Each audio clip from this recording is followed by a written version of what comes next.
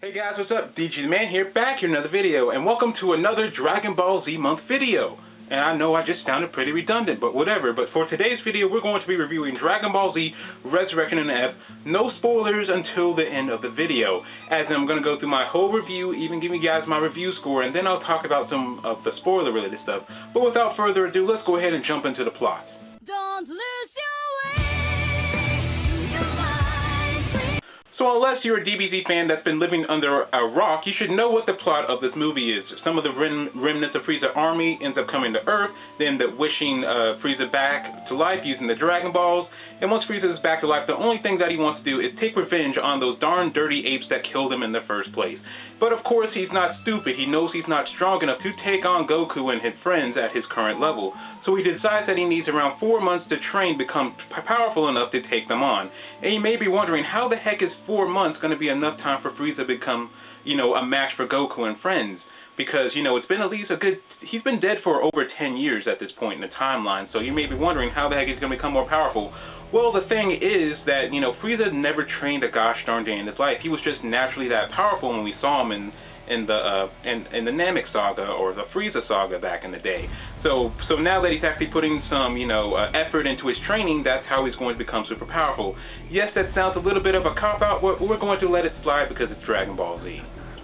Then bam, 4 to 6 months end up going by. Yes, we don't even see any of Frieza's training, but that's okay. So again, 4 to 6 months end up going by. Frieza comes to Earth with like a 1,000-man army, and it's up to the Z fighters to fend off Frieza's army until Goku and Vegeta are able to show up.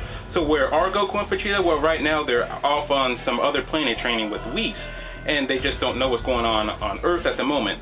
And so after, some fighting goes on between the Z fighters and Frieza's army, Goku and Vegeta finally get word of what's going on Earth. They come down to Earth, and then the epic battle commences with, Goku, Frieza, and Vegeta fighting.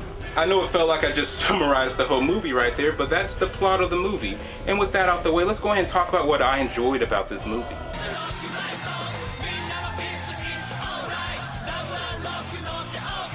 First up is the action, and if you're a fan that was a bit disappointed in the last movie because of its lack of action, then this movie has you covered. This movie is freaking action-filled. Toriyama said that there's going to be more action in this movie, and he was in line. This movie is just action-packed. At least 75% of this movie is just a huge action scene. I'm not joking. Also, if you're a person that loved the comedy in the last movie, Battle of Gods, then you will definitely love this movie too. This movie has a lot of laughs. Another thing I really loved about this movie were seeing the Z fighters back in action again, from Master Roshi to Krillin to Tien Shinhan to Piccolo to Gohan. It was just amazing seeing these characters back in action again, and I even really liked the new character Jaco. He definitely got a few laughs out of me. The last thing I want to mention that I liked was the new transformation for Goku, Super Saiyan God, Super Saiyan, or really I like the look of it. I think it looks really cool, like that turquoise blue, or however you pronounce that, whatever color blue that is.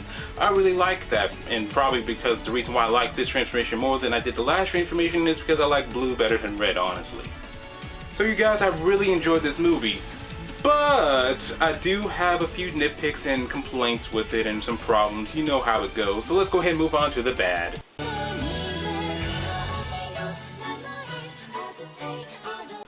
So my first complaint is actually a nitpick, and that nitpick is that Goten and Trunks aren't in the movie at all. They don't even make a cameo. And this is pretty disappointing because it would have been cool to see Gotenks back in action, because if you guys remember, in the last movie we saw Gotenks, but the only thing that happened was that he literally just got his butt spanked by Beerus. That's all that happened with Gotenks, and he was down for the count. So again, it would have been really cool to see him back in action again, and the reason that the movie gives for them not being in this movie is because Gohan's like, hey, I didn't tell Goten and Trunks because this was going to be too dangerous for them. It's like, okay, whatever, movie, make your excuses, whatever. You know what would have been amazing? If they kept that scene with Gohan saying that he didn't tell Goten and Trunks what the heck was going on, but then in the middle of the fight between the Z fighters and Frieza's army, we hear dun dun dun dun, it's Gotenks, and then Gotenks comes out of nowhere and starts wrecking everything, and then Gohan's like, Gotenks, what are you doing here? I didn't tell you what was going on, but what are you doing here? And then Gotenks would be like, Gohan, you think we stupid? We could sense your power levels from like halfway across the world. You didn't think we wouldn't notice that this big fight is going on between our friends and this humongous 1,000-man army? What are you, stupid, Gohan? But again, you guys, that's just a nitpick. So another nitpick that I have is that it seemed like the power levels were a bit off in this movie, but that's okay. Like, for example, you know, Master Roshi taking on these Frieza soldiers. Like, it's as much as I love seeing Master Roshi back in action again, you know, I just love that fan service right there.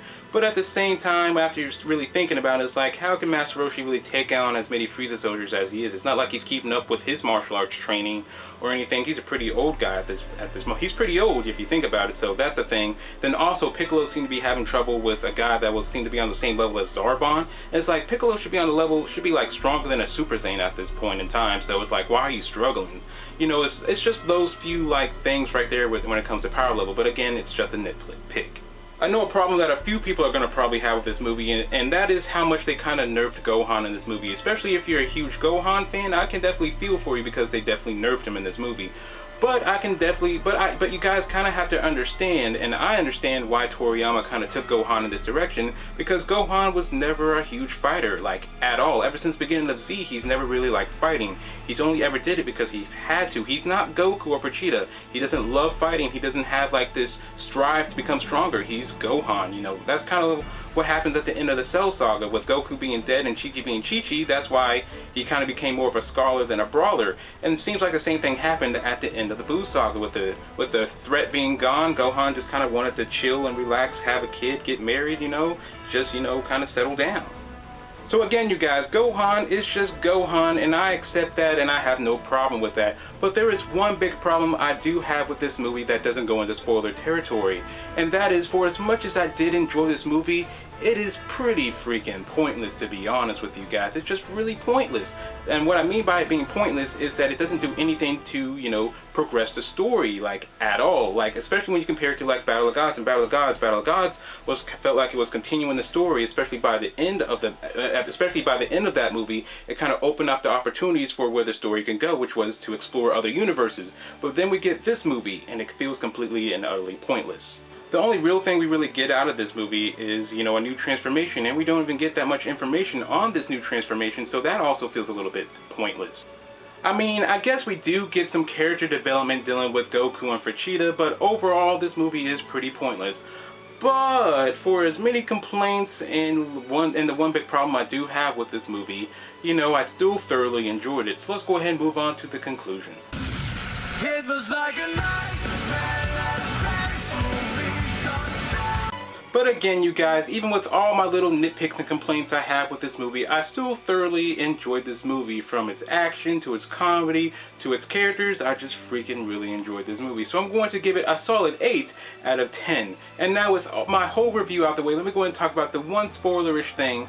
I mean, the one thing that is spoilerish that I did have a problem with. Go ahead and leave now if you don't want to hear me talk about the spoilers. Okay, spoiler inbound for 3, 2, 1. Okay, so the one spoiler-like thing that I didn't like about this movie was actually the ending of this movie. Because what ends up happening is that right before Vegeta is about to kill off Frieza, Frieza blows up the Earth, which what ends up happening, that gives Whis has this like ability to rewind time. So Whis rewinds time, so then that Goku's the one that finishes off Frieza. And it's like, why couldn't this movie just let Vegeta have this day in the spotlight? The way the movie should have ended was with just Vegeta and Frieza having this epic fight, and with Vegeta winning, and that should have been it. They shouldn't have this whole thing with Goku being the one having to save the day. That's like, why movie? Why?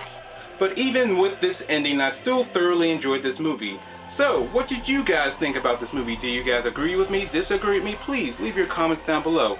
And if you guys like this video, like the video. And if you like me, subscribe to me. And as always, this is DBG's Man, and I'll catch y'all next time.